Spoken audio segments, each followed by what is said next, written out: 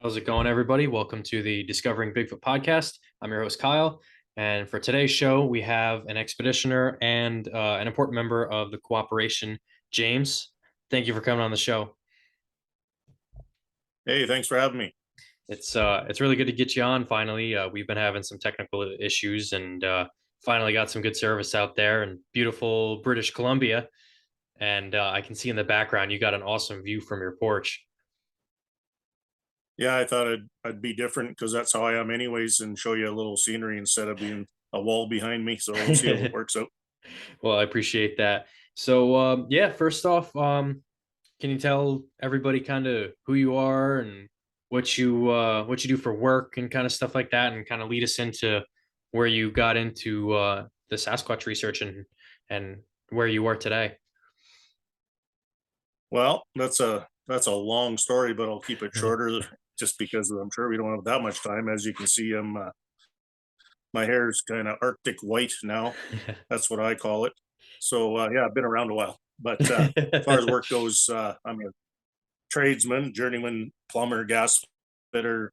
I guess I learned from Canadian but American now friend of mine that all the things that I do here is a little different because now I work with all kinds of piping, so I'm described as a master plumber according to him. Whereas I guess in the United States it's a little bit different. You specialize in certain types of systems and piping. So anyway, a little trivia there, something I learned. But yeah, so that's my background. So the good thing about that is it keeps me. It's a physical job, and I'm crawling us under mobile home trailers and fighting the spiders and is or also I'm on a ladder. I'm never doing work right in front of me. So the benefit of that keeps me in some kind of shape other than round.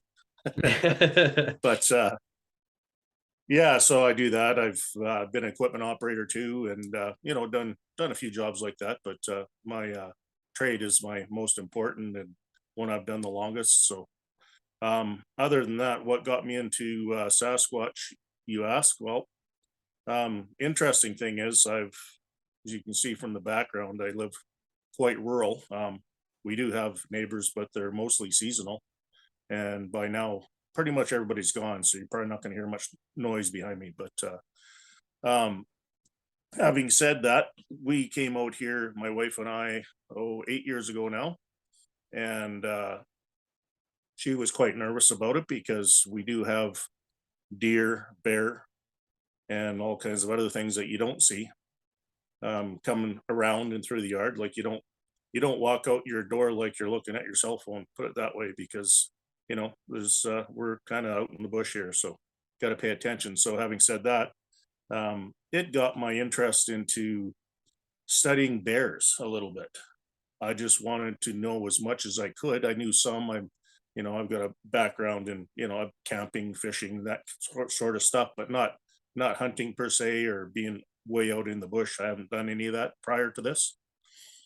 So my goal was to just educate myself and see if there's anything I could learn, that how to react or not to react, and if you had a encounter, because I'd never had a personal face-to-face encounter before, and also to help ease my wife's anxiety over that fact, because if I'm off at work, she's here by herself. It's nice to share some information, so I can sort of share with her what I know about maybe what to do should you have an issue. So that's kind of where it started. So as you know, it goes down a rabbit hole pretty quick if you get onto YouTube and you start watching one thing and another thing pops up. So I read some books on bear behavior from a local guy in BC that used to teach bear safety, and it was extremely helpful because it didn't paint anything with roses. It was the facts and what happens and why it happens. And he went down to the fact, well, there's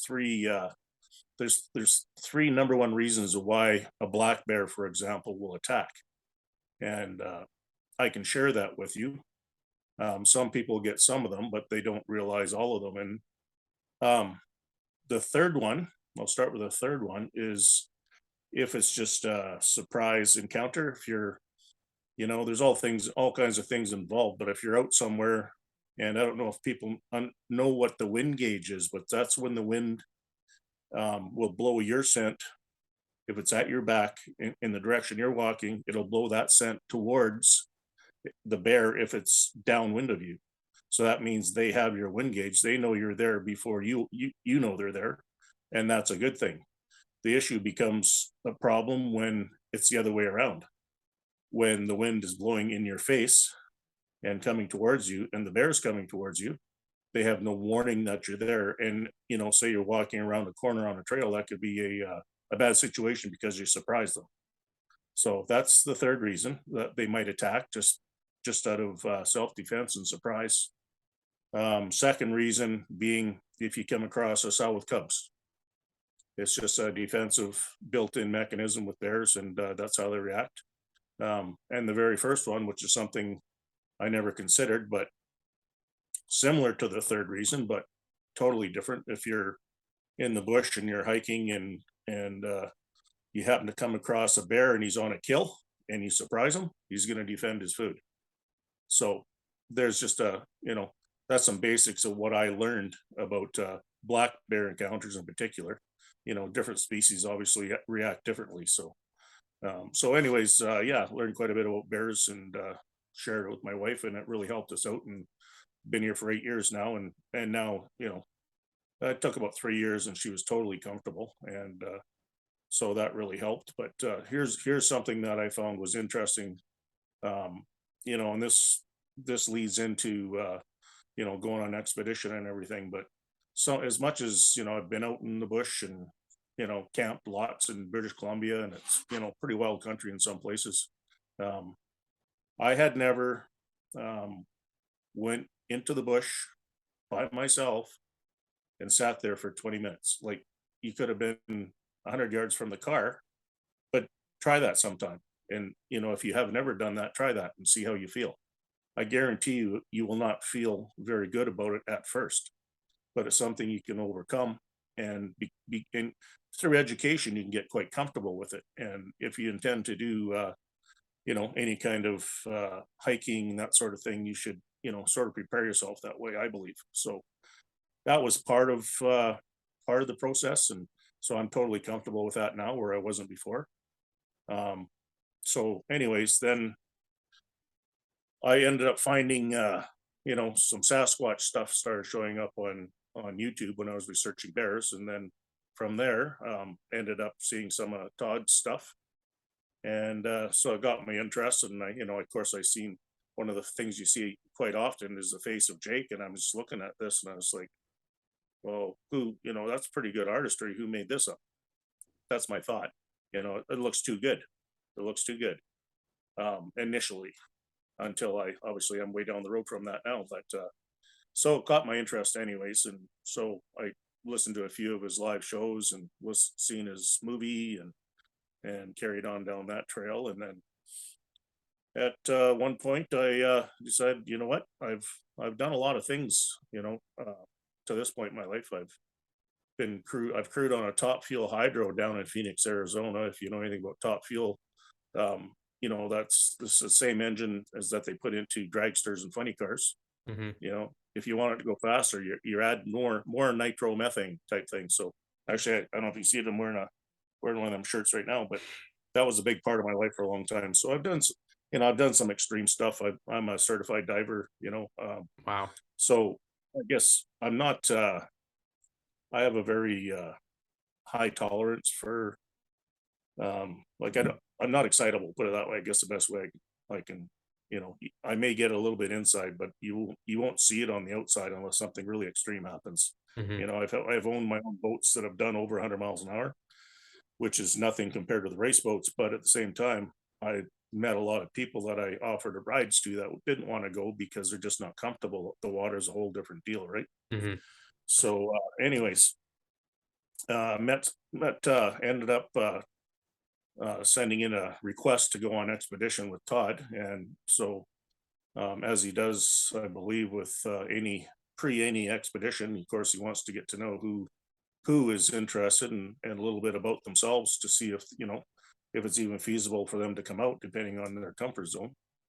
And so we had a hour conversation, I'm sure, the first time, and then it led to more and more. And so I I guess I can share this a little bit because he's come out and said it publicly, but he was going through some troubles with custody and that sort of thing with his children.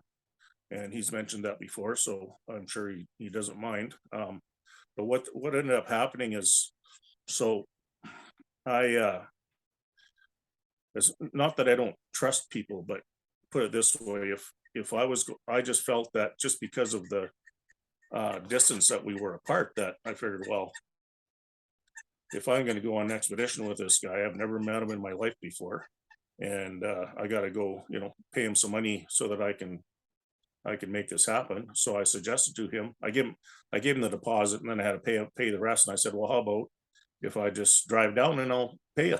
And he hesitated a little bit, but he agreed. So at that time, he was living in Golden, Hmm. British Columbia, where there's some incredible mountains and lots going on there as well. And so I went there, I met him, and yeah, walk up on the stairs of his place. First thing I see is his ghillie suit laying on the floor. It's like, okay, it must be the right place. But so yeah, and he offered to put me up, so I stayed at his house, met his mother and his Roddy Arya, and so then ended up on expedition within a month after that. And I actually, because I'm closer and I'm a bit of a facilitator in the sense that I love to fix stuff. It's kind of my makeup, and he needed a little help with his trailer that he was taking out on an expedition. So I helped him out with that and did a bunch of work on it. And then I had enough time. I went with him initially before I even went on an expedition, and we went and positioned a trailer out there and stayed one night and came back. And in the meantime, of course, he gets to see what I'm like in my comfort zone and that sort of thing. So it kind of helped both of us. It was a win-win situation. So then we went on expedition. It was in September a couple of years ago. Well, it's going on 3 years now. And I guess I'm not sure if I want to. I'd like to talk more before I get into my specifics of my expedition. I'd just like to say a couple things that, and I think this is important simply because, um, you know, anybody that has met Todd knows his character, knows who he is. But I just want to say that he is a man of integrity, and he's proven that to me many, many times. And it's very simple things in this day and age, and I'm talking simple things. I'm not talking about necessarily being in the bush to start with. Just the fact that, okay, I'm going to phone you at this time on this day. He does. I barely just met him. He does. Or I'm going to stop at your place this time, this day. He does. So that was and to me, you don't find that. I have a very hard time finding that in people. No different than us today. We agreed on a time and we're both here. So that's awesome. Right. I mean, it has to be that way, but a lot of people don't understand that. And you're wasting people's time if you can't, you know, if you I mean, it's like going to a doctor or dentist appointment and you sit there for a half an hour and you're getting frustrated. Well, it's no different when it's someone you're supposed to meet up with. It's the same thing. So anyway, so through this was after the expedition, but because I was kind of halfway between where he had to go to do some business with his children and where he lived. um, I offered, and he ended up staying at my place quite often, sort of as a halfway place to give him a little break, or a place to stop overnight. So we became pretty good friends, and that's basically how that happened. So I just wanted to share that, and so I got to know him extremely well, and we've done a lot of things outside of Sasquatch together, and sometimes Sasquatch ended up showing up, just, and it wasn't a planned deal. It's just how it goes, right? Yep. So, and I could tell you more about that another time, but so yeah, so anyways, I really value his friendship, and no different than what we're doing here on the podcast. If it wasn't for him, you and I wouldn't have come together. So Yeah. he's done a lot of work. Yeah, that's for sure. And Um, I so always felt, really close to him too, regardless of whatever, professional relationship we have. There's always that personal, like, him and I, even if he wasn't who he is and whatever, like him and I would get along great, and we'd still be friends regardless of this whole Bigfoot venture. Yeah, true enough. Likewise here for sure. And it is very much that way. We do lots of other things besides, the Sasquatch thing. That was just what that was the way we came together. So anyways, back to the expedition. So went out to Radium area, as any of the other expeditioners know where that is. And the other expeditioner I went with, he was a martial arts guy, and he's just crazy shape. Like he's the kind of guy that's got baseballs for biceps, and I'm just like, oh, here's this old fat guy. I'm going to be in trouble, right? So, but I may be old and fat, but I got a pretty hard head, so I guess that gets me through some situations. Let's put it that way.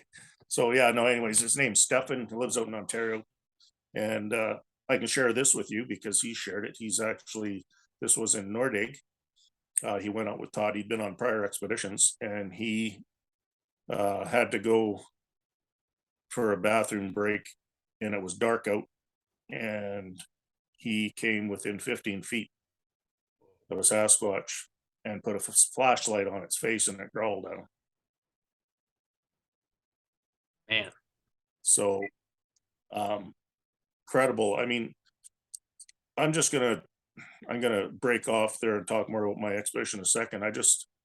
Something that's really important to me is I I've been doing a lot of work with this topic, just to share information for myself and to try and help people along and learn what I can.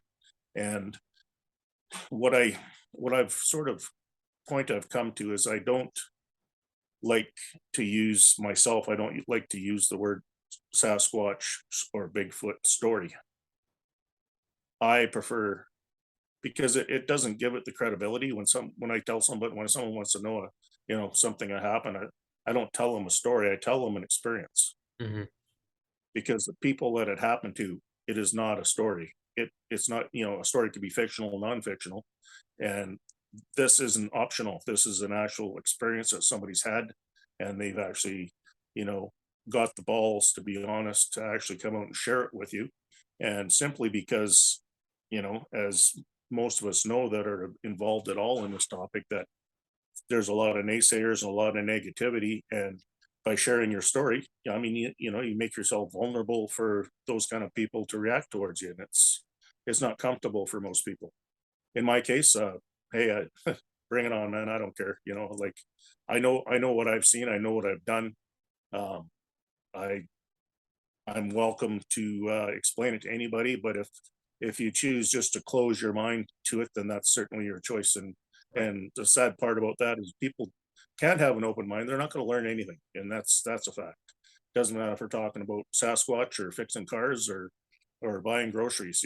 It's Right. just it just really, I've run into people that I've lifelong friends and I've shared some information with, and they're set in their mind that it's a joke and there's no such thing, and unfortunately, they're not going to experience the joy of gaining knowledge, and really for me that's what it is. But people that choose that's their choice, and you can't help that. So anyways, yeah, I just that's why I wanted to say that it's people sharing their experience, like Stefan in Nordig there when Todd was researching in that area. So, anyways, we're on expedition out in Radium, and this expedition was because Stefan had been on several expeditions already and had a lot of success. He had a goal to go up to the spot where Todd had went and had lots of success, which he now calls Radium, which is up in the mountain. It's 6,500 feet up, and it's yeah, you gotta really put your mind to it to get there. I'm not, it's physical, but you know what, if you're able bodied and you really want to, anybody can get there. You just have to be determined. I mean, that's all it was for me. But the plan was initially that, because I'm a little long in the tooth, as they say. So Todd figured that going out there with a guy that's 10 years younger than me, his plan was to go and stay up there for 3 nights. That was his initial plan.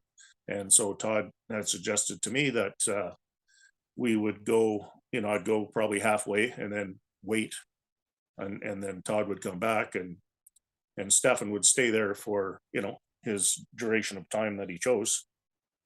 And I wasn't comfortable with that, simply because, I'm, you know what it's like. You've been out there. I'm in the middle of freaking nowhere, and I'm gonna sit. Not only that, it's the boredom thing. Like I can't sit. I got to do something. I got to move. So and he kind of instructed me, like, don't go anywhere. Like, just stay right here. And it's so we never actually crossed that bridge on the way up because I just never stopped, and he never said anything, and I didn't know how far it was. And whatever it was, 8 or 10 hours, we both arrived at the summit where Survivor Man got the camera shot of the tuft of hair on the top of his head and the shaking tree, and the apples were gone, and all the things that you would have seen if you watched that stuff. So yeah, we went up there, and I had posted a couple of pictures that people may have seen from there on the Discovering Bigfoot fan page there, and a couple are actually one of my favorite photos I've ever taken. So anyways, went up there, and I have to say, like, basically, there's not a lot of wood around there. It's been scavenging. You're mostly in the rocks. You're sleeping on a slope that's, I'm not kidding. It's like this. Hmm. And I thought, well, it might be cold tonight. I'm going to crawl in my sleeping bag with my clothes. Well, that didn't happen, because as soon as I got my sleeping bag, I started sliding down the mountain. So out of my sleeping bag, and I had to physically, I'm not joking, I had to physically dig the heels of my boots into the dirt and pull a bag on top of me to stay where I had to stay. It's because that's the slope. There's no flat ground, man. The only spot that was, it looked like the spot I was going to go, and Stefan grabbed it before me. There's a big log there, and he kind of, you know, laid up against that, and that supported him, so he didn't go anywhere. And then Todd sleeps on his back with his knees up, and that's why, it looks like it isn't a posture you would normally take to sleep, but he learned to do that from doing that. Didn't you realize that he did? Because we kind of talked about that before or after. But so yeah, so I'm up there, and it was you know what it's like when you look into a fire, or you're by a fire. Like, we just had a small fire, but you turn around, you can't see anything, Yeah. absolutely nothing. So uh, I probably got, I'm gonna say, maybe an hour and a half sleep all night, because I kind of looked after the fire, and I don't know how much. I think Todd slept more than anyone else, because he's, done it lots. Yeah, it's nothing to Whereas, him. yeah, exactly. So I can't pull any punches. I was nervous. I mean, not even about Sasquatch. That was the least of my thoughts. You're in grizzly country, cougar Yeah. country. And you're not going to hear or see anything that comes up. And that's why I was sort of adamant about keeping the fire going. So that was, we didn't have any success. We stayed for one night, and basically we were out of everything. We didn't have much food. We ran out of water, because when you're on your way up there, man, you're drinking the water, because you're working hard, right? Like, when I got up the top, like, I'm the type of person, I don't sweat very much. It's just my makeup. I was soaked when I got there. So Wow. to give you an idea of how hard we were working. So anyway, um, the hardest part about that whole journey for me was the way back, because now, like, what it's like to try to, I'm not saying we're running, but to try to go downhill, it's those are the muscles you don't use that much. You use the muscles to go up all the time, but not to go down. Hmm. So something to consider, should you get that far. I'm sure you'll figure it out. But anyways, on the way down, we had to take a little different trail. Um, then you mentioned when we talked earlier about that cave area. So that's at the top of the rock slide ravine areas. That's where you're talking. Yep. Yep. So on the way down, I don't know which way you went when you got that far, but we were on the way down. We are on the left side. So um, we I learned a true meaning of goat trail. Put it that way. So we were going down that one side, and we got to a point where it was like this ravine on either side, and I'm not exaggerating, that was maybe at the most 2.5 feet wide, and it was just a ridge, and it was extreme slope, like, on like this. And so, and it was all marbly and pebbly, like there, it wasn't like, it was rocky, but not the kind of rock that's solid. Yeah, just So like marbles rolls out from underneath your feet. you're exactly right. Yeah. So Todd was the first one to go down there, and he ended up sliding down on his butt. And it's like, oh, okay. And the thing to, for people that haven't done it or been in that situation, um, you could maybe imagine that part, but imagine having, I don't know, 50-pound pack on your back or more. So now it changes your whole dynamic and your balance. And so, anyways, he got down to the point where, he could stand up without falling over or rolling over. And so I went next, and I'll tell you, it was one of the funnest things I ever did in my life. Just because it was really extreme, man. It was, but that's the kind of stuff that thrills me. Like, well, I had no plan. Just started to go, and what I ended up doing, um, I couldn't stand up, so I squatted down, and that wasn't working. So I ended up with one heel, one foot under my butt, and one leg straight out in front of me, and a hand out either side, kind of like a guide, like a sled. And I slid right down that whole freaking hill, just like Wow. that. It was fun. Like, it was extreme, but it was fun.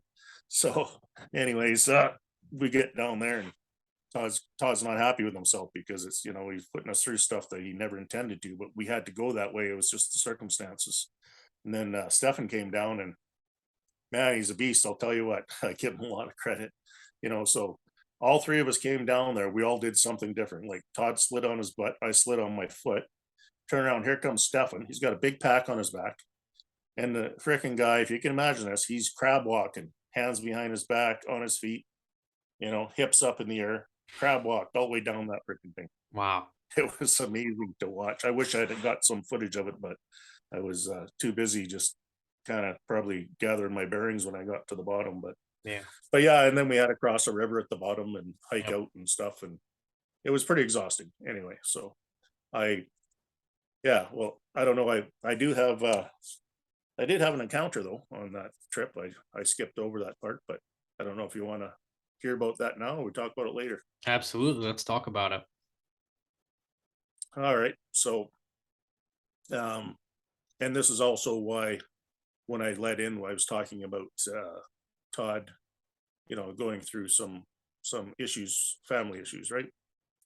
It's simply because he said this himself. He wasn't 100%, on his game when we went out, and not that it was anything that would matter safety wise. Not about that. It's just the other stuff. And anyway, so to get where uh, to get to where there's a great big ravine there where the rock slide come down, and it's slides all the time, takes out all the trees, Mhm.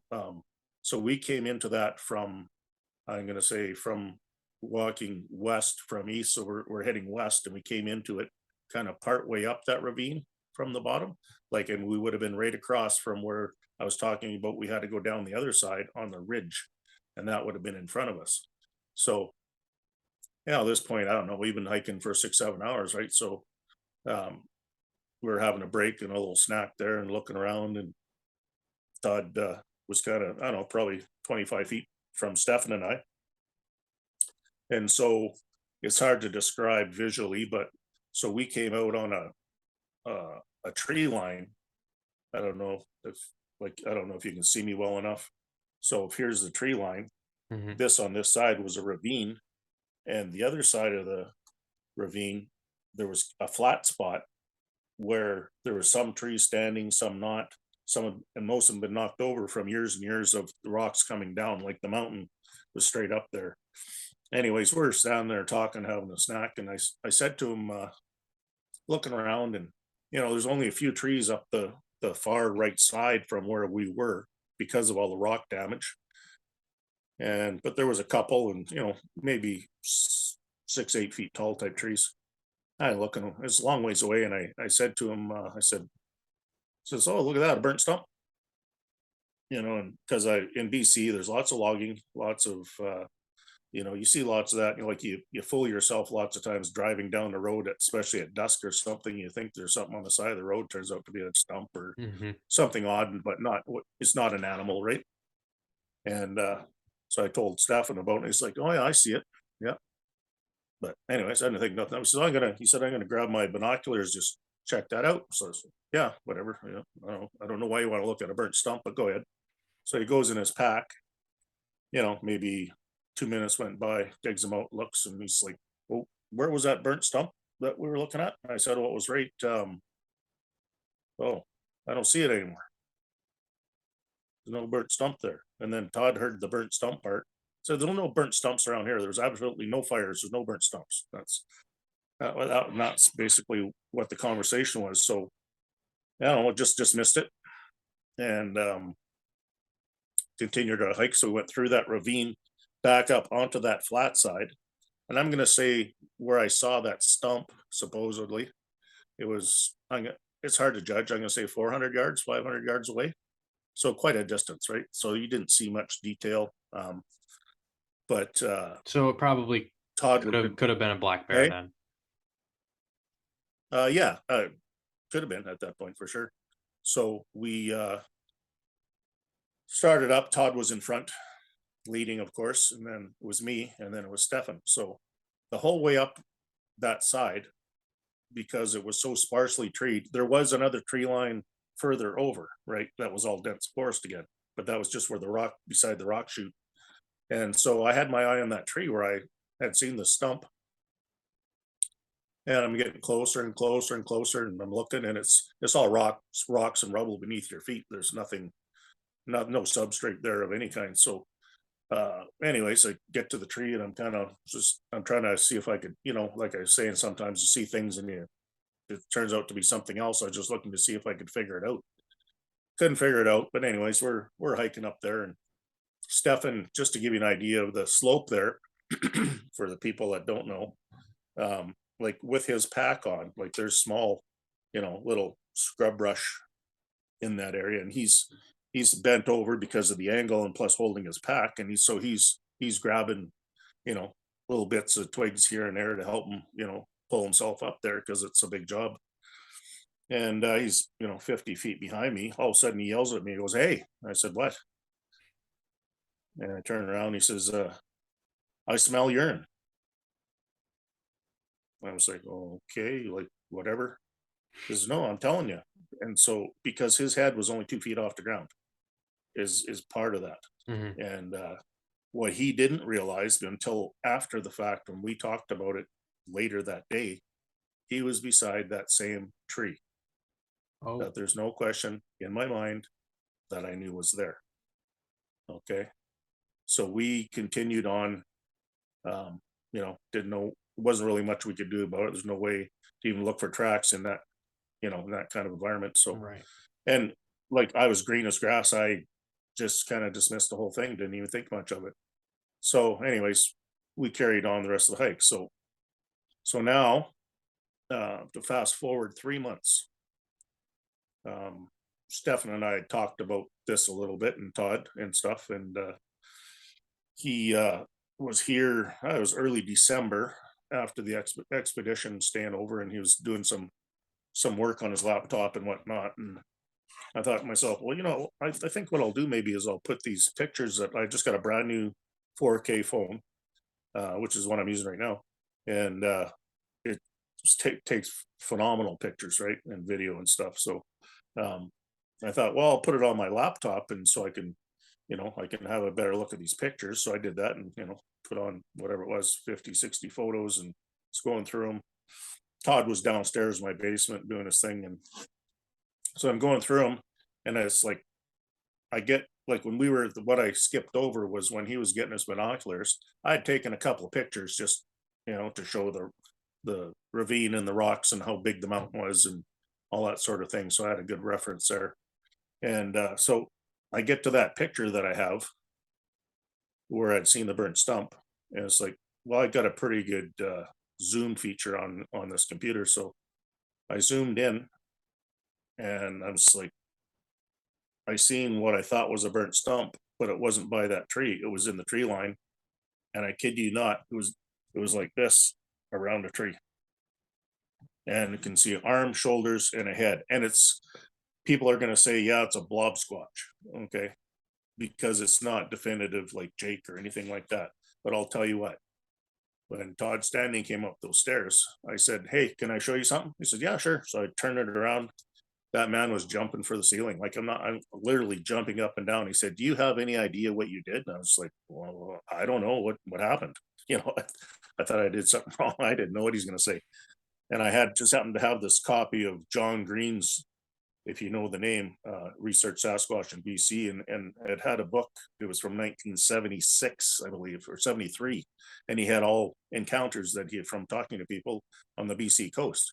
That was sitting on my table, and I won't use the same words that he used, but when he had said that to me, he said that guy there, pointing at that book, I spent his life millions of dollars. He never got a picture of a Sasquatch. You did. That's so cool. Yeah. So, and I have the picture. So That's so I'll show it awesome. to you sometime. Yeah, yeah, you gotta. Well, I'd like to come visit up where you're from, and don't even send it to me. Keep that to yourself. That's so cool. I Yeah. think someone told me that you had a picture, but I never I even totally forgot to ask you if because I talked to so many people also like so it was I wasn't sure if it was you and I didn't want to be like, "Oh, you got a picture?" and you'd be like, "No." Oh, okay, sorry, it was someone else. But that's so cool. I'm so happy Yeah. it was you. Well, the interesting thing too, and I was glad we had the time here um, for me to explain how it came about, and the reason being, just to show you the picture. Like I've just shown it to somebody, and there's kind of like, I mean, usually someone that's skeptical, anyways, and it's not definitive enough to really, you know, say, yeah, absolutely, that's what it is. But when you know the circumstances and what happened and how it came about, so in a and I use this all the time, and actually I got this from Todd, but in a court of law, um, three pieces of evidence are a fact. Okay. So if we back up a little bit, let's look at the evidence. I saw supposedly a stump. Stefan saw it. Then it wasn't there. I saw it. Then it wasn't there. Stefan saw it. So now we're up to four. Then he smelled urine. That's five. And six is he didn't know he was by that same tree. And I don't know, I can go on. I mean, seven, I have a photo. Yeah. So is that enough evidence? Is that enough evidence to make it a fact? I know it is. Yeah, as long as you know. Like even my first sighting, I was looking through binoculars and it just wasn't even like registering what was going on at that moment, and it's like, okay, well, we're in habitat, like it's the perfect place for it. And I'm seeing this thing, there's tracks right in front of me, like there's so many factors involved in it. Like it has to be, but I didn't take a picture. I could have, I didn't, you know? So you took that next step, which and even like my most recent encounter, my phone was just not I was not thinking about just, oh yeah, you should take a picture of what's going on right now. It was not just going through my head at the time. So I'm happy that you took those. And that's a lot of the times I feel like when we get blob squatches is because people just aren't ready or don't even realize what they took until later, like what happened to you. You go through Well, your yeah, photos that's of a trip and you look and you're like, oh my God, what's that? And because you weren't focused on it, of course. well that and the fact that had never done that before, and I wasn't convinced at that time. In fact, that I wasn't. My mind was open, but I wasn't convinced that they existed at that point. So I wasn't very intent on Um, I didn't even know I took a picture of the Sasquatch, to be honest. And then I just found it by you know after the fact and after the conversations that we'd had, to actually look to see if I could see anything. And I tell you what, even though um, I had that picture and We had the smell of urine and we both seen it and all that stuff. I mean, you can't deny any of it. It still takes you some time to get your head around what exactly happened. It really does. And so I understand people that are skeptical. It's just because we've been taught otherwise. So it's difficult. Yeah, no, that's for sure. And it's just for our own, you know, mm, I don't even know really what to call it, but like your own mental state, you're just not like, you can't comprehend what it is in front of you because we've always, like you said, been just taught to not, you know, not focus on that stuff being legitimate. And I think that's another reason that Todd's footage gets so much hate is because it's such a paradigm shift that if that thing we're looking at is real, then oh my god, that's literally changes the world. That's crazy. And people don't want to let go of that. So I'm happy that, you were able to be open-minded enough to be like, okay, like this, because there's other people out there that would have that same encounter that you did and have all that stuff happen and get a picture and be like, nah, and they just dismiss it like Yeah. it's nothing. But there's so many points of of factors that were involved in it that make it more and more and more and more legitimate that that was very likely a Sasquatch. And like I said, it I guess it could have been a bear, but without looking at the picture, I can't tell you, like, or even being there at the time, like how tall was the tree. But even you said you see a shoulder and you see the head and the arm coming around. I've seen bears like wrap around a tree, but I mean, that's the side of a mountain. Like, for anybody who doesn't know, there's cliffs all over the place. You have to like weave through the tree lines to get up to that spot. I don't really know why there'd be a bear there. There's other ways around. Why risk its life to get down a sketchy slope like that? And then stand on a tree to look around at you. Yeah, there's just too much there. And so if you believe Todd standing at all, and he's the one that was jumping up and down when I showed him the picture, you know, you got to take that credibility right there if you don't Yeah. believe anything else that I had to say. No, I absolutely do trust your word. And that's awesome too. Like just showing him a picture and be like, oh my god, like I strive to have that happen one day. Like I've had a lot of stuff happen to me and a lot of stuff happen to both of us, and him being there while it's happening is awesome to have. But just that one time, like, hey, guess what I have? Show him my phone with a picture of a Sasquatch on it or something. Just just to see his reaction is that's like a bucket list item. Well, yeah, for sure. And then, in fact, the way I told you, I showed it to him. Um, that adds to it as well because it wasn't like, "Hey, Todd, look, I think this is a picture of a Sasquatch." That's not how it happened. Right. He He wasn't came prepared. upstairs. I just asked him. No, I asked him if I could show him a picture. That's all I said. Because I'm kind of looking at it with big eyes like cookies too. I was like, "What the hell?" And then when he reacted that way, I was like, "Well, I guess it's true. I guess it's real. I guess, but even so, it took a while for me to get my head around it and accept it. As much Yeah. as all the proof was there, to actually accept it, it takes a while, and you have to, you know, having said that, on top of that, that was 2 days of my 7-day expedition. There's a whole lot more that happened. That wasn't just it. Like, so we'll get past that particular uh, incident or opportunity experience then. And once we got back, we were doing some other hiking, and we were down by the river, and we're going down a trail. And so apparently I'm pretty good at seeing tree breaks, simply, I believe, because of my trade. Hmm. And when you're doing piping, you know, especially in a commercial or industrial setting, not as much residential, everything seems to be plastic these days, but I've done a lot of hard piping, whether it's steel or copper or whatever, and you're always making it straight, 90-degree corners. So I look for that. I see, like, when I do a job, I stand back and look. Okay, is that straight? Is it hanging straight? So my eyes train for anything that is out of sync with. If it's not vertical and it's this way or that way, I see it right away. So Right. Yeah, I I have uh, I that was able carpenter's to. eye also because I built houses for Yeah. 10 years, so I know exactly what you mean. I could see a door frame out of square within an eighth of an inch, and Right. it's just a Yeah. learned trait. But I understand completely what you're saying.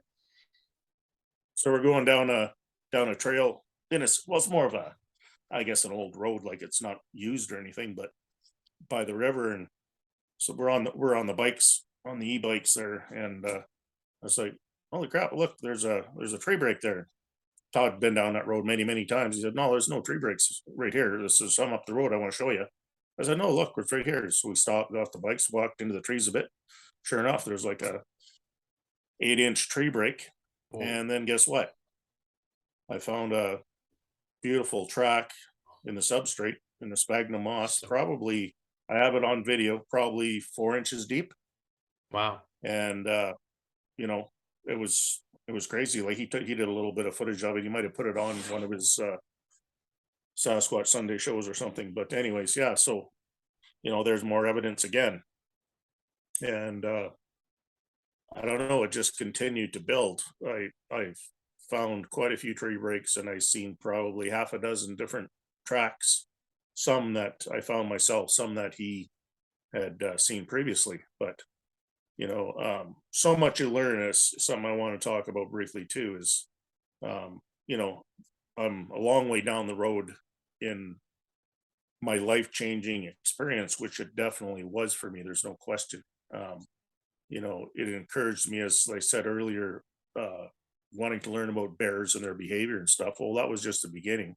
So now I'm in a place where, and this started with that expedition, was learning about the plants and animals, and not only ones you can eat, but just, you know, uh, different plants for, there, their medicine in a lot of the plants if you know what to do with them. And anyways, it's a big journey, and I'm not very well schooled on it at all, and that's what I like, because I'm still learning, right? And I want to learn. So that was so one of the things that I'll share, and I was going to grab some like 10 feet away from me right now, but and you've probably seen them do this. There's various different kinds of trees around, but one tree that's my favorite is a cedar tree. And I don't know if you know what they look like, but typically they're in a wetter kind of climate like around lakes or oceans. And so if you grab a piece off a cedar tree and take it and just roll it in your fingers like this and kind of crush it, and then you smell it, it's heavenly. I'm addicted, man.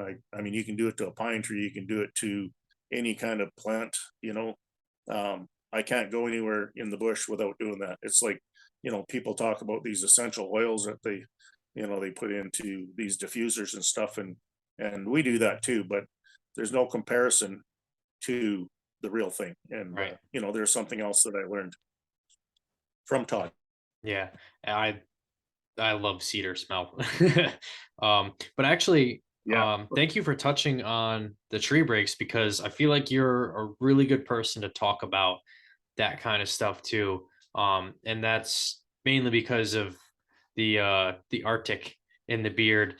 But what do you think about tree breaks? Because there's a lot of people out there who are skeptical about them, and like I grew up logging, so I'm used to seeing broken trees and stuff like that, and I've seen how trees react to different types of leverage being exerted on them.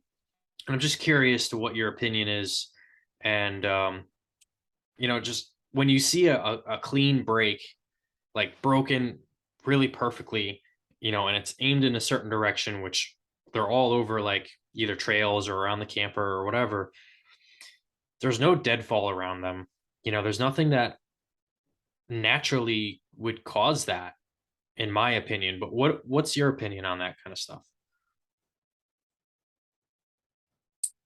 Every tree break needs to be uh, looked at as it was nature to start with. Hmm. You have to look at it from that perspective, and of course you well know that that's what Todd teaches. Like you might say, I see a tree break over here. Well, let's look at it and see, like, Hmm. how, why, when, how old is it? There's a lot of steps that you go through to determine um, if it was a possible Sasquatch or if it is just a natural phenomenon. And just recently, and actually, I got to get this video to Todd. He's gonna do something with it. There's a local guy here. that's got more Arctic than I do. He's retired, and he was a lifelong forester. Ooh, okay. So I don't know if you have the same terminology that we do. Like, what's your take? What is a forester to you? It's the same. We call them foresters or, just loggers or really woodsman, lumberjack, whatever.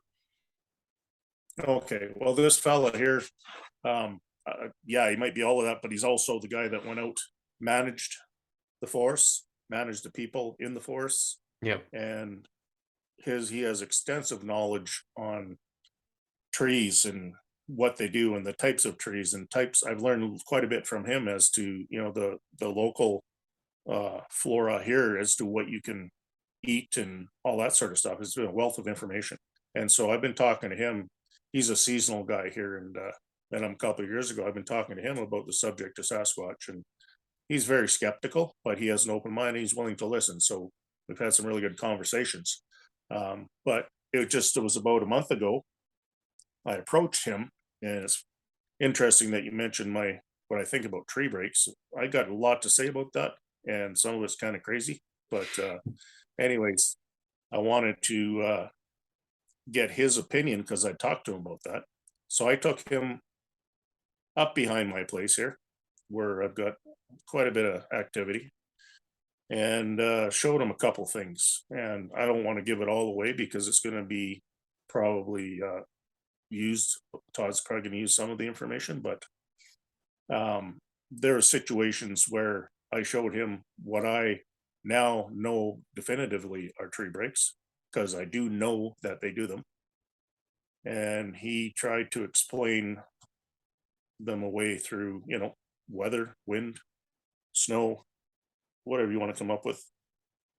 And sometimes there was possibilities that um, that possibly could have happened in some of the situations, but there was a couple situations that I showed him, and he mentioned this or whatever his scenario was about how it happened or why it happened. And I'll give you one example. There's a spot where there's like I don't know 10 tree breaks, and it's for a reason. It's a lookout area that a lot of people go to. They're all pointed there. You actually have to walk under one, which I was walking under before I learned anything about tree breaks, and I had no idea. And they're older.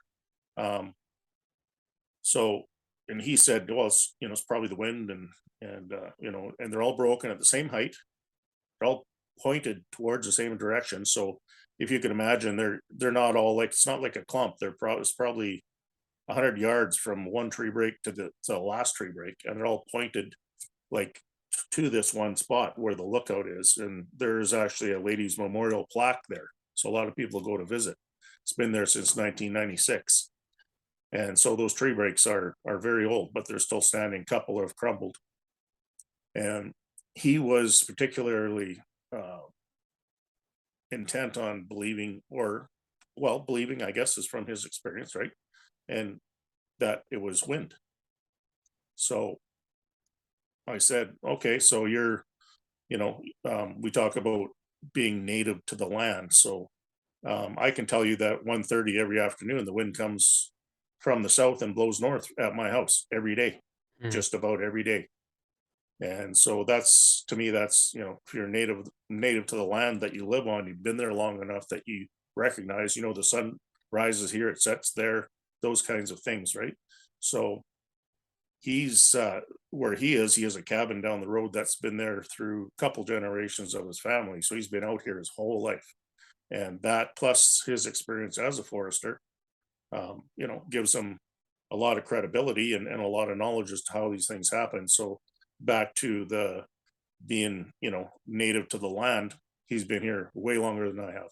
So after we went through this scenario of these all these tree breaks pointing towards this particular spot, and he basically was really leaning towards the fact that it was wind. And the thing that it's hard to picture unless you're there, but these aren't trees standing alone. They're in amongst other trees, as most tree breaks are. Mhm. And I said, okay, that sounds plausible. Like you said, it's from the wind, and and this sort of thing. I said, let me ask you a question. I said, so since you've lived here, um, you know where the wind comes from. Where's it come from? Well, it comes from the south. And I said, so if the wind comes from the south, which way should those trees be pointing? And there was a big pause. And he says, well, if the wind blows from the south, they should be pointing north. They're pointing south. Yeah. What more can I say? Hmm. Um, to me, it's as obvious. It's as obvious as the flag behind you. You know, it's red and white, man. It's so yeah. And there's a few situations like that, and I've got it all on video. This isn't just something that's you know, I made a video purposely to share, and I don't have the proper setup here to edit it and all that. So I'm gonna put it on a stick and send it to Todd and let him, you know, make it what he wants it to be. So it should be interesting. And he does share some good knowledge about some of the plants and trees and stuff like that as well. So Right. um yeah, look for that sometime down the road here. But back to what I think of tree breaks. This might be, I don't know. I could get pretty deep on it, how deep you want to go. However comfortable you feel. Well, I'm comfortable saying anything. It's not about my comfort. I Uh, just for people out there who are just questioning it, like something like there's some that I've seen that I'm like, I don't really know, and like in New York where I'm from, the mountain behind my parents' house, like I hunted that mountain. I know those trails like the back of my hand. I haven't been there in years and I can take you back and guide you up a trail and tell you exactly where it's coming out. Like I could tell you where tree stands are or have been. Like I know everything about that mountain. And before I moved down here to Florida, I went up there with my dad and we found tree breaks. And I was like, no, no, no, no, no, no, no, this is not okay. This hmm, is too close. But there's no other explanation for yeah. it. Like the one tree's broken in a trail towards the trail and it's shoved down in past the other trees. The top had like been pushed down and there's nothing on top of it. There's no tree that had like fallen on and snapped it. It's a perfect clean break. I'm like, what's going on here? And then I go up on top of the mountain and like almost in a line, there's another one on top of the mountain that's pointing towards the other tree break, like I don't know, 500 yards away. So I was like, oh, okay. Well, this doesn't, and that was the same thing. There was no tree broken on it. It was kind of on top of the mountain, but there was bigger and smaller trees around it that weren't damaged. So for me, like there is always that possibility that yeah, it was just, freak of nature, something happened with the tree and the wind pushed it over the right spot and maybe it decided to break there even though the smaller ones around it didn't. So that's kind of what I'm questioning with you is do you think it's most of the time just wind or, is it just too detailed? Like, cause like when I see a tree break, I know. Like I can just, yeah, I know that's one. Well, it goes back to what I originally said about you have to look at each case separately and analyze it. I mean, Hmm. you know, I mean, how many factors do you want to talk about? First of all, if you've never ever seen a tree break or identified one in your life, well, that's a little tougher Hmm. because there's a lot you got to go through before you could accept it. Whereas, someone like myself, I don't know, I without a word of a lie, I could say I've seen over 1,000 Wow. and probably 800 of them where I live. I'm not exaggerating Whoa. for a There's minute. there's that many of them? Well, there was, most of them have been cut down now, Mm.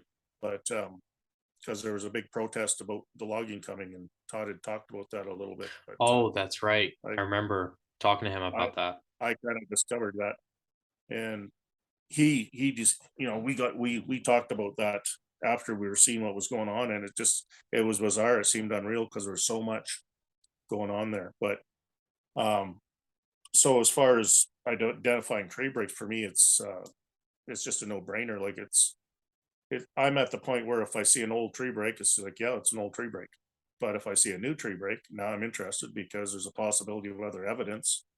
like maybe there's tracks, maybe there's something, maybe there's a piece of hair hanging off it, or you have to go and investigate and see. But um, as far as determining what's a tree break, it goes back to if there's one, maybe if there's two, it's like 90% without even thinking about it. And so, and then you start going through the other scenarios. So, okay, there's two, is it in a clump of trees? It's like, yeah, it is. Holy crap. Well, why are those ones broken? The other ones aren't.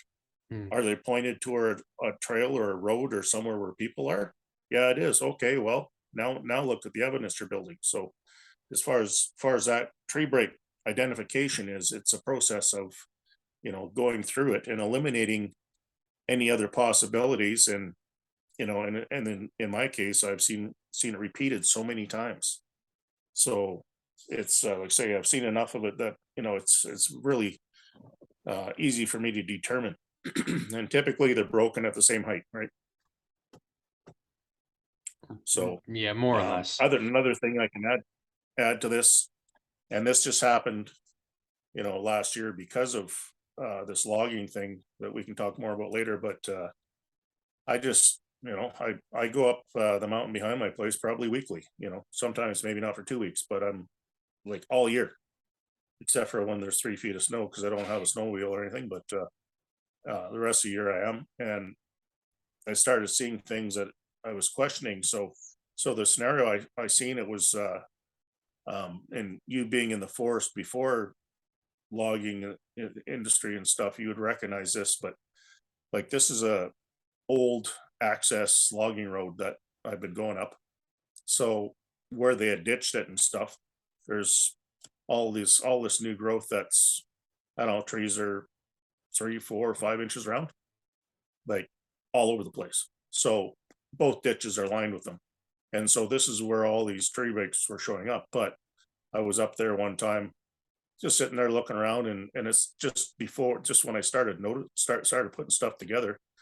And this is a year after Radium. And there's three breaks and a bend. Go up another 100 yards, three breaks and a bend. Hmm. And when I say bend, it's a tree beside the broken ones, and it's bent over in an arch with the leaves touching the ground on the road. So I started seeing this being repeated, and it's like, I don't know how, but I think they're bending trees as well. Yeah, I've seen that before too, and Because I have no idea. Like I've seen snow load obviously do its thing, but I've also seen trees that were not bent, and then I come back with just like a summer. Like I'd go there in the spring and trees were not bent. I'd come back in the fall, so not even there wasn't winter and there was a bent couple trees, and we didn't have any major thunderstorms or heavy wind or anything. It was a particularly calm summer, and there's a bent tree or a couple of them, and I'm like, how is that? It's not snow load. There's no snow. was there any breaks near those bent trees? Yeah, yeah. I don't There know you how go. they do it. You would have to I like do. bend it. Oh, okay. Yeah. So tell me, please.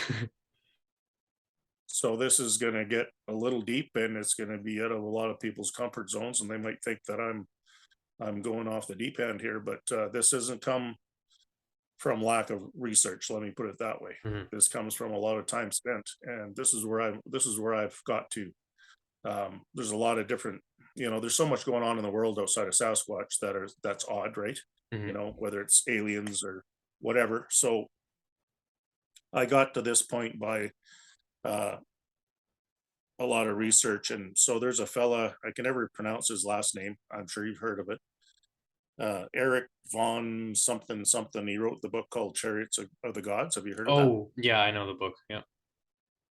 I can't repeat his last name. So his theory, and it makes sense to me, is that those 60,000 pound stone blocks that didn't come from the area they were used to start with were moved through harmonics and vibration. Yeah, I have heard of that theory. And that makes all the sense in the world to me. So um, for beginners or people just learning about Sasquatch, this will be too far out there for you to even open your mind to. But I'm I've been doing I'm not I'm no expert. Obviously, there isn't any, but I've been doing it long enough that it put me in this position where I feel like I can share this. And I even asked Todd, and I've had this conversation with him about how, like, you've seen some massive tree breaks, right? Huge. Like, how did they do that? So my theory is, back up for 1 second. So do you? So we do know that Sasquatch has infrasound, right? Correct. Well, they have And the ability to use infrasound. Yeah. yeah, just the same as a lion or an elephant has that too. Right. It's a frequency below 20 kilohertz. Okay, you can look it up, you can Google it, and it you know um, messes up your head because it's a vibration and you can't hear it, but you can feel it. Hmm. And there's been uh, probably a million reports of people hearing Sasquatch scream for so long, or yell or growl, and it shakes their whole body. Their whole body vibrates. Yeah. Okay, so that gives you maybe something to work with where I'm going with this. So I believe, like let's face it, for a tree to bend for no reason, or for, I guess there is a reason. If a tree bends for a reason, what is the reason? If it's not wind or snow load, like wind doesn't bend trees, it breaks them, to the best of my knowledge. If I'm wrong, tell me, but that's how I feel about that. Mm. um they bend, but they bend back. Same as, for the most part, snow load, it'll bend a tree over, but like if you get a wet heavy snow, it'll bend it over if it can't support it, and then it'll stand back up when it melts, because it's that kind of weather, unless Hmm. it freezes, and then it'll break. Right. Typically that's what you see. um in order to keep a tree bent, I mean, go grab a fresh willow and bend it and see what happens. It springs back up, doesn't it? Yeah. So to bend a tree, if you see you have to somehow um, do something with the integrity of the structure of the tree to make it stay that way. I mean, if you make a bow and arrow, you ever make a bow out of a stick? Like, how do you keep that? If the string isn't there, it doesn't stay bent. If you want to bend a piece of wood, if you're making a staircase or railing, you steam the heck out of it and put it in a press, right? Right. Or a mold to shape it.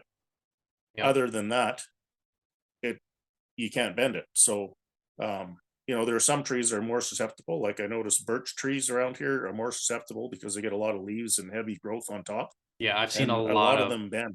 I've seen a lot of birch trees bent. And this forester and I had this conversation, and it was about tree types, and he said the same thing about birch trees. Well, I said, what about, like, around here we have a lot of Douglas fir, which is a real sturdy, solid tree. It's and I showed him a couple. There's a spot we go back here that he'd been up before, and same as what you were saying, it wasn't there from the winter, and now there's two of these trees probably 10 inches around bent over the trail. Yeah. How do you explain it? And these other ones I'm talking about, like I say, there was a bend and breaks consistently. So I feel that it's done tree breaks as well. While the small ones could be done by hand because they're small enough, the bigger ones, I think that they have the ability to do that through, like they have the ability to communicate with your pineal gland, which we aren't able to do much anymore unless you actually work at it. And there's a whole bunch of different directions you can go with that. Hmm. But I believe that it's done through harmonics and vibration, and that's how I feel about it. We'll see what happens. I mean, we're just it's not out of the realm of possibilities anymore. I mean, like you said, we got UFOs and all that stuff, and the government acknowledges that. And I mean, there's empaths, there's all kinds of crazy stuff out there. So yeah, yeah, I'm not Have gonna you ever heard of disagree with you. Have you ever heard of ley lines? LEY. I'm so correct me if I'm wrong. Um, the Earth has certain coordinate lines, I think, that run either to North or South Pole and across, kind of like longitude and latitude, in order to coordinate to a certain or specific location on Earth. But they're not like real, like, drawn on map lines. They're kind of like energy lines. You are correct, exactly. And if you, so here's part of the research I've been doing. If you and here I'll take credit for this because I told Todd about this and he wasn't familiar with ley lines and now he's looking into it. Um, he'll probably I'll probably get a phone call if he sees this because he'll shake his hand at me. No, I'm just kidding. But they generate energy. So if you could open your mind to the fact that Sasquatch draws energy, they can draw energy from these ley lines. Like, how many times have you heard, if you listened and researched, that people's cameras batteries went dead? They get sucked dry, brand new batteries. They go dead all the time. It's just a fact, and it's not because they've seen one, but they've had interaction. They know they're in the area. They've seen prints, tree breaks, all that sort of stuff. And they try to get their cameras out and their batteries. Even it's happened to Todd, your batteries go dead. So they can draw and use energy. And so if you start putting all these pieces of the puzzle together, which is kind of what I'm trying to do, it leads me to believe that they have the abilities they can, manifest by using this free energy that's around the globe. And I actually went so far as to there's a whole bunch of different sites you can look at on. You can Google up ley lines and it'll show you. It looks like a flight path for jets. If you look at where planes are going, that sort of thing is kind of what it looks like. Mhm. They go right through Radium and they go right through where I am. Wow. It's like when I seen that, I was like, okay, so that adds up to where I'm going, the road I'm going down. That shows me that in fact there might be something to it Right. because we are all energy. Plants are energy, trees are energy, we're energy. Energy never dissipates. Like when our time's done, we are still energy. What happens with that, I have no idea. But I know guys that are fallers that have hugged trees before, and the hair stood up on end on the back of their heads, like literally, like it was, you rubbed a balloon on your head type thing when you're a kid. Yeah. So there you go. Yeah, and you can't fake That's goosebumps or hair standing up, like I've seen Todd, like he's a hairy dude, but like I've seen, like in Sasquatch encounters, like or he'll hear something and you just see his hair stand up and he'll get goosebumps. I'm like, whoa, you cannot fake that. That's a total like mental, hardwired just reaction. yeah, yeah, yeah, and that's what like I said earlier in the show that this has changed my life. Well, all these things from that to opening yourself up to, and I'm not talking religious in a religious way, but spirituality itself. You know, just if you open your mind to all these things, there's so many possibilities. Like, you know, I'll quickly share this with you. Probably run out of time pretty soon, but I met a friend of Ashley's. I won't mention her name because I didn't ask permission, but I only met her, and I tell you what, we connected. Met her out in Radium. Ashley brought her out for one night, and Todd and I weren't even supposed to be there. We were going down the coast to go on an expedition there, and he broke the axles in his trailer, so we ended up out at Radium because he patched her up when we got there. Anyways, this woman friend of Ashley's, everything, like I was telling her things that I'm telling you, and most, and she's not a Sasquatch person or anything, didn't really study them, and she was just like, and I told her I said a few different personal things on how I felt about things in the world, and she felt the same way, and it wasn't like she was just like going along with what I had to say. She legitimate, I asked her questions. I said, well, what do you think about this? And she said exactly how I feel. So it wasn't like I was telling her. Hmm. Anyway, so as far as people trying to get their head around, have your mind open to Sasquatch, she said to me that from the time she was 2 years old, she used to play out in the forest in BC here. I won't say where or whatever, but and she seen fairies and they protected her. And it's like, well, I guess it's some of my own medicine. If I say you should have an open mind and believe Sasquatch, then why, here's a legit person. I talked to her for hours and hours. Good person, legit, so I have to believe her. Whether I believe there's fairies doesn't matter. I believe her, and that's what we need to do in order to get this process going forward. Is give everyone the opportunity to, um, you know, or give yourself the opportunity to open your mind to the fact that some of these things can be real. Don't just shut down and not want to talk about it. Right. Yeah, and like when that's the same thing when it comes to orbs. And there's more and more people, like I always say on the show, coming out with their Sasquatch encounter where they see UFOs and they see orbs, almost intermittent or simultaneously. And like Caitlin, she's got pictures of orbs. She's got footage of orbs. My dad saw an orb. Les Stroud, Survivor Man, publicly stated he saw an orb. Yep. Who am I to say that they're not? My dad's seen many of them. Right. So thousands, probably millions of people have seen orbs. They just don't want to talk about it because it's so out of the realm of normality. But it's something that we do have to start researching, and it's just I feel like it's almost more rare than actually having an eyewitness account with a Sasquatch. Yeah, and so this kind of stuff too promotes people to maybe discuss it a little more and share their experience, right? Yeah, Otherwise, how do you move forward if we don't share? And that's what's important about what we're doing here, I think. exactly. And I've heard some preposterous stories, but like who am I to say that they're lying? I can't. So I definitely remember a couple crazy stories that I've heard, but I can't say they're not real. So I mean, like I said, it's the fairies. I've heard a lot about them, and I mean, like I've seen pictures. People got pictures of them.